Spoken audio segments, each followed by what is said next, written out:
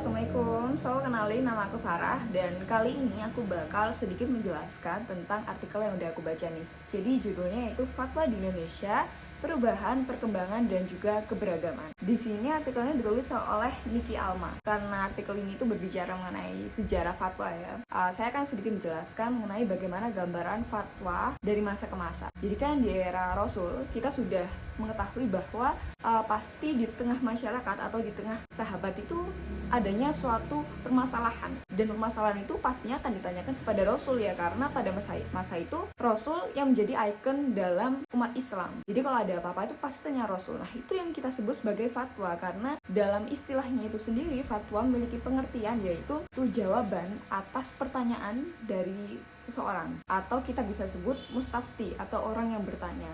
Mufti yaitu orang yang memberikan jawaban. Jadi di masa ini Rasul itu sudah dikenal menjadi mufti dan bahkan menjadi mufti pertama umat Islam. Oke, jadi di masa Rasul aja udah ada fatwa, lalu bagaimana perkembangannya setelah Rasul itu wafat? Nah, setelah Rasul wafat, jadi fatwa itu sendiri dipegang oleh para khulafa Rasyidin dan juga para sahabat-sahabat Rasul. Di antaranya ada Abdurrahman bin Auf, ada Abdullah bin Mas'ud, ada Aisyah, terus khulafa Rasyidin yaitu Sayyidina Ali bin Abi Thalib, Sayyidina Umar bin Khattab, Sayyidina Utsman bin Affan, terus Sayyidina Abu Bakar As-Siddiq. Jadi ada beberapa yang fatwanya itu sangat terkenal. Di antaranya adalah fatwa dari Sayyidina Aisyah, terus fatwa dari Abdullah bin Mas'ud, kemudian fatwa dari Ali bin Abi Thalib dan juga Umar bin Khattab.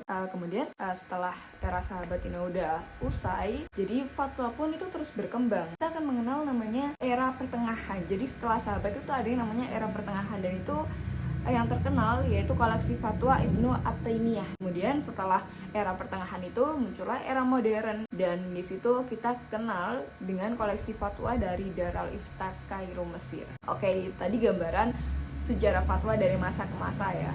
Nah, sekarang kita akan membahas bagaimana sejarah fatwa yang ada di Indonesia. Menurut Nico JG, ini tulisannya kayak Nico JG gitu. Nah, dia itu merupakan Indonesianis dari Belanda. Dia mengatakan bahwa fatwa-fatwa di Indonesia itu terbagi menjadi 4 era.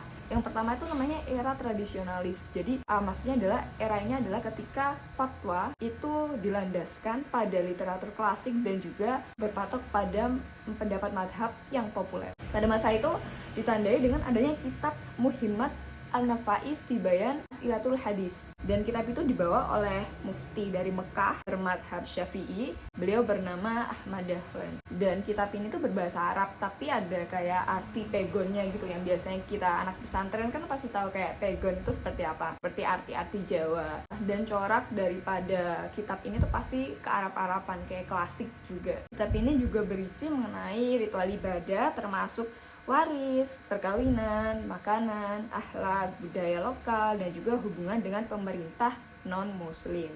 Dan ada suatu contoh yang saya baca di artikel ini bahwa ketika suatu dulu itu ada seorang yang bertanya mengenai berapa jumlah masjid untuk sholat Jumat, dan pada masa itu jawaban dari seorang mufti itu terkesan klasik atau berpatok pada pendapat-pendapat zaman dulu atau madhab-madhab yang lebih populer, dan dirasa itu kurang relevan dengan kondisi sosiologis bangsa Indonesia pada masa itu. Kemudian akhirnya tradisionalis ini mulai ditinggalkan. Akhirnya kita beranjak pada era fatwa modernis, dan itu dibawa oleh Muhammad Abduh dan juga Rashid Ridho. Jadi dari corak ke Arab-Araban akhirnya mulai modern ke Mesir-Mesiran kayak gitu. Nah, setelah fatwa modernis ini mungkin bangsa Indonesia masih ngerasa kayak kurang puas ya. Karena kenapa? Karena memang nggak sesuai dengan jiwa masyarakat Indonesia, bahwa kita tuh butuh fatwa yang sesuai dengan bangsa Indonesia, bukan fatwanya Mesir atau fatwanya Arab dan lain sebagainya. Akhirnya fatwa mulai berkembang lah, dan muncullah fatwa kolektif. Nah, fatwa ini dianggap sebagai ijtihad paling sukses karena sesuai dan relevan dengan perkembangan masa yang ada di Indonesia itu sendiri. Jadi pada masa ini beralihlah otoritas keagamaan dari Arab Kemesiran ke Indonesiaan.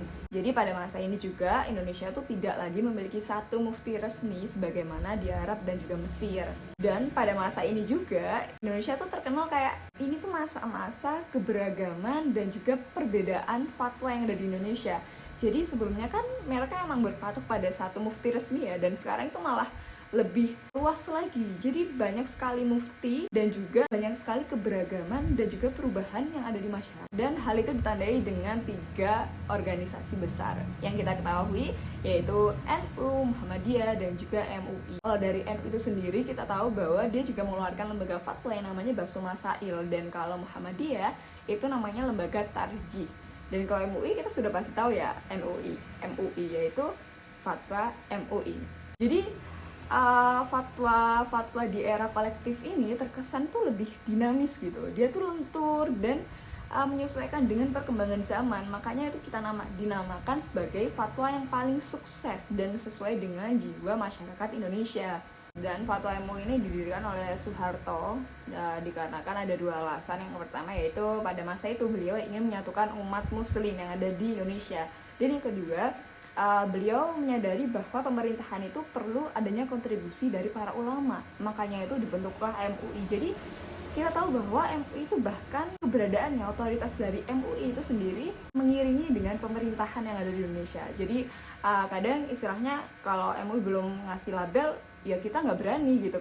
Oke, dan yang terakhir yaitu adanya fatwa dokumen atau teks-teks fatwa. Oke, jadi cukup sampai sini penjelasan dari saya. Wassalamualaikum warahmatullahi wabarakatuh.